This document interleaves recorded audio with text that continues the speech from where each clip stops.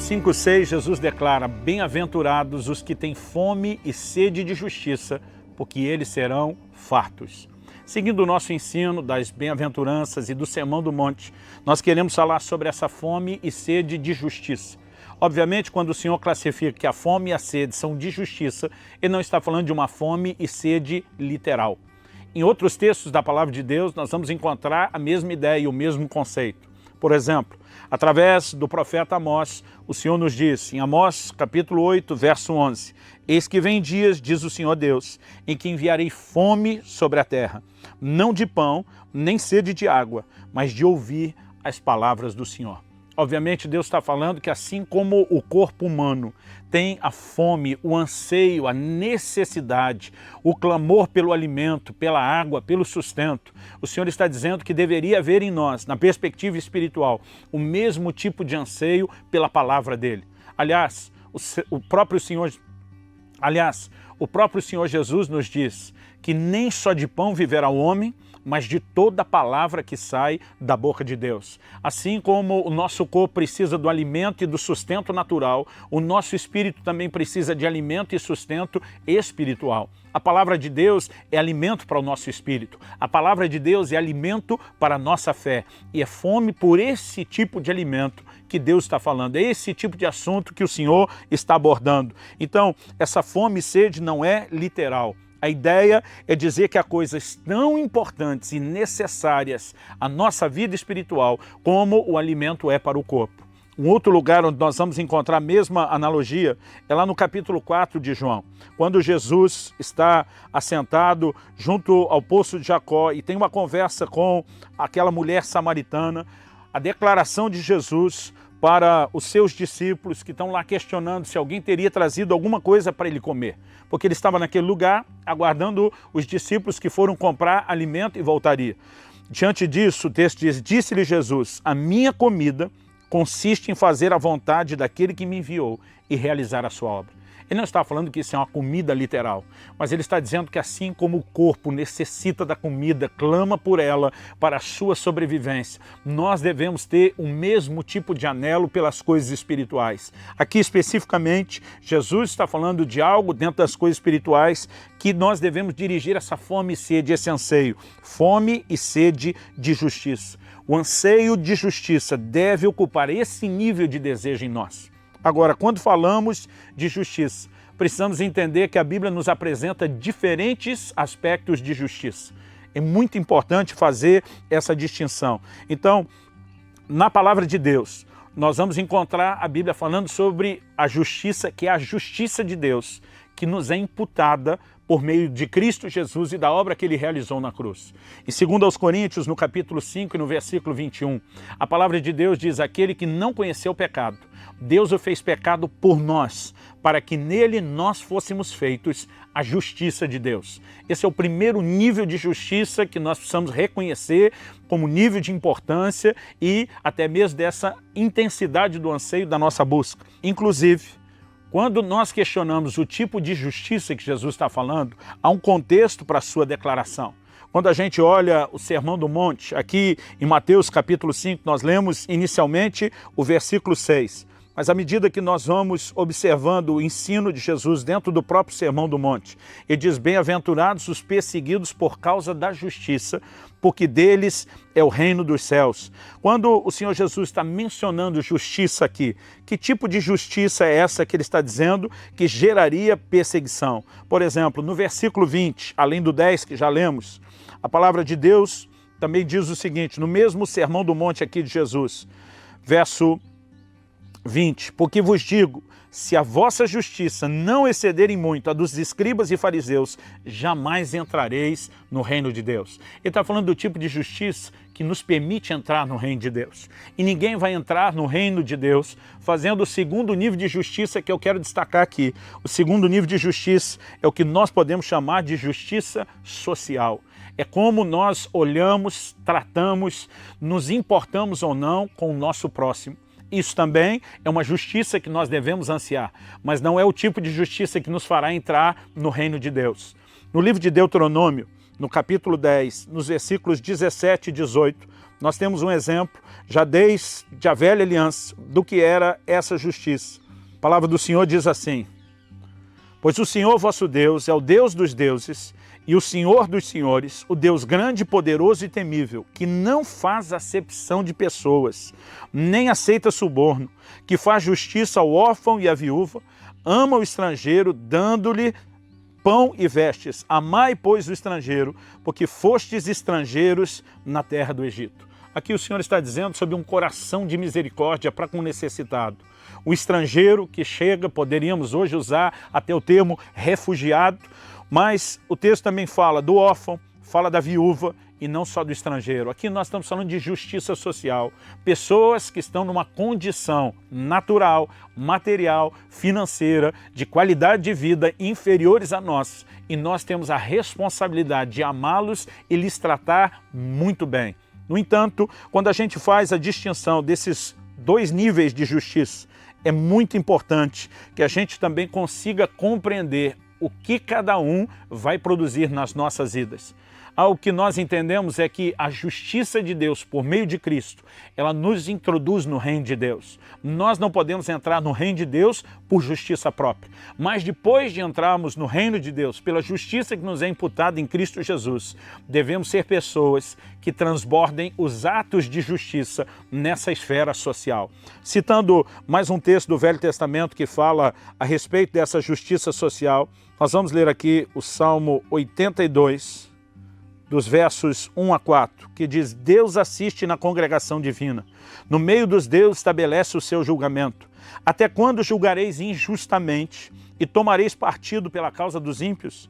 Fazeis justiça ao fraco e ao órfão, procedei retamente para com o aflito e o desamparado, socorrei o fraco e o necessitado, tirai-o das mãos dos ímpios.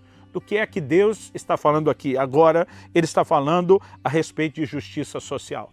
Feitas essas duas distinções, vamos tentar finalizar a ideia aqui, explorando o que Jesus falou da consequência. Bem-aventurados os que têm fome e sede de justiça, porque eles serão fartos, terão essa fome saciada. Dentro dessa declaração de Jesus, eles serão fartos, que significa que nós vamos alcançar aquilo que estamos ansiando. Uma pessoa que tem fome está sem alimento. Uma pessoa farta recebeu aquilo que ansiava, que era o alimento. Agora, quando falamos da justiça social, nem sempre nós veremos justiça social acontecendo de forma imediata.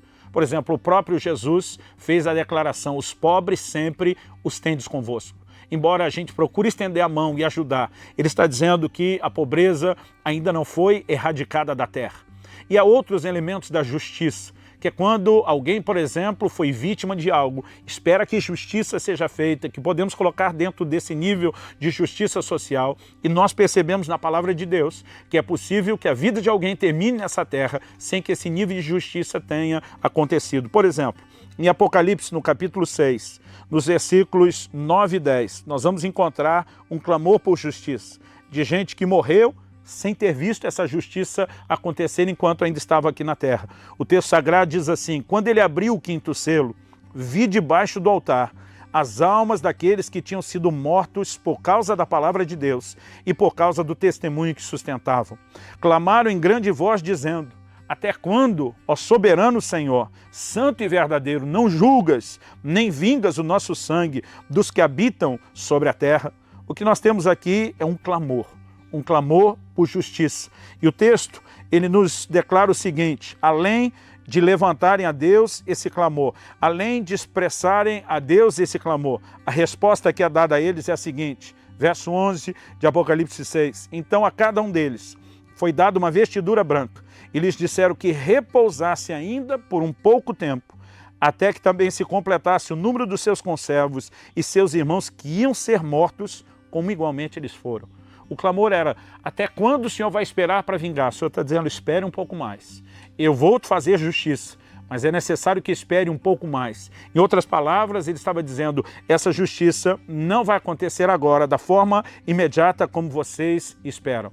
Então, se ele está dizendo que a fome e a sede de justiça nos levará a ser farto, significa que a gente vai encontrar isso.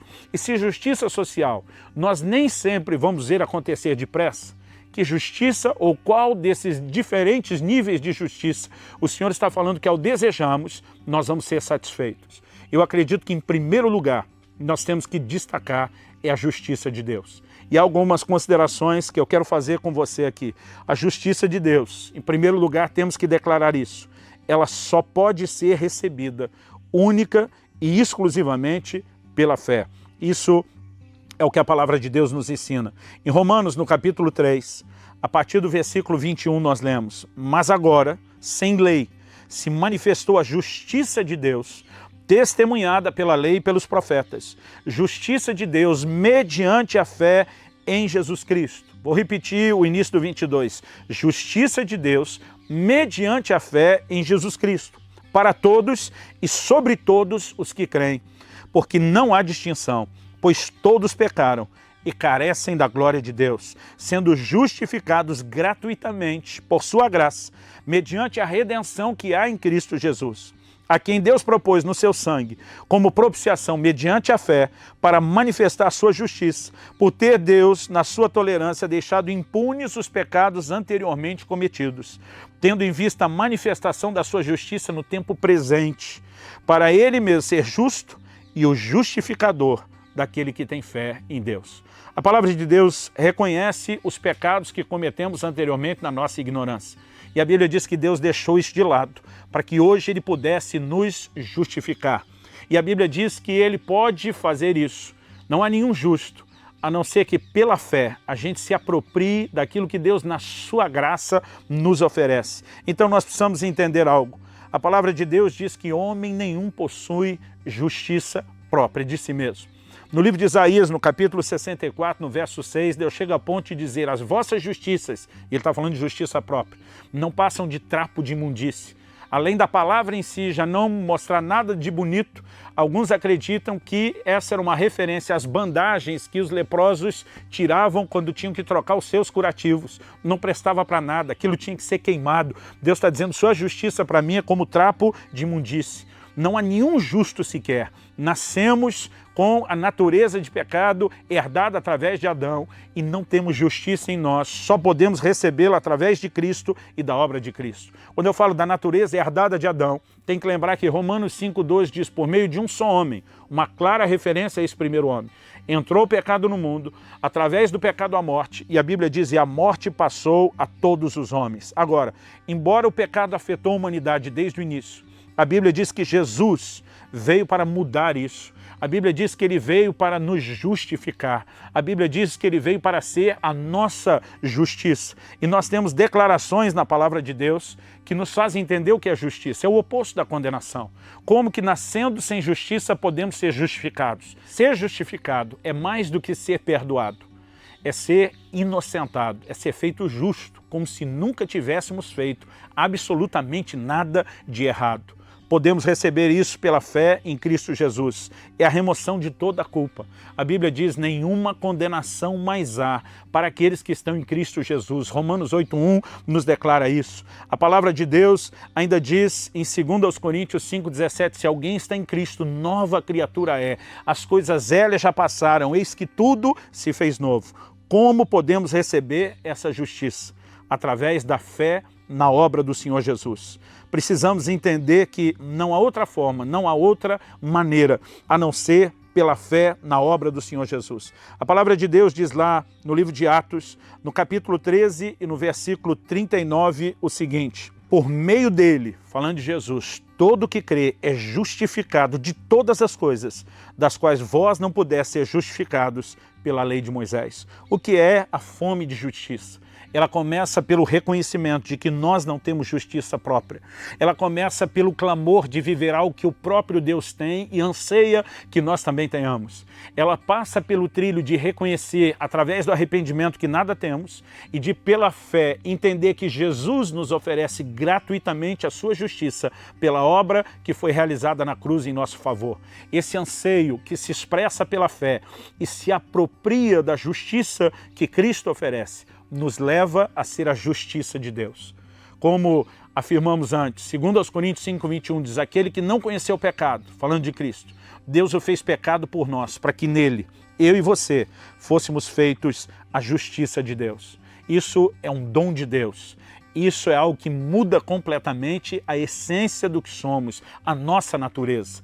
Quem está em Cristo se torna uma nova criatura, porque foi justificado. Eu e você não precisamos viver na culpa dos pecados cometidos outrora. Precisamos entender que mais do que perdão, Deus nos justificou. Ele apagou o nosso passado, Ele nos permitiu um novo começo. E daqui para frente, devemos trilhar, entendendo que é como se nada de errado houvéssemos cometido. É literalmente um novo começo. Não só uma mudança de atitude daqui para frente, mas é um tempo onde Deus zera o nosso passado. Essa é a justiça, que quando temos fome e trilhamos o caminho certo, seremos saciados, seremos fartos. E você, tem ansiado pela justiça de Deus?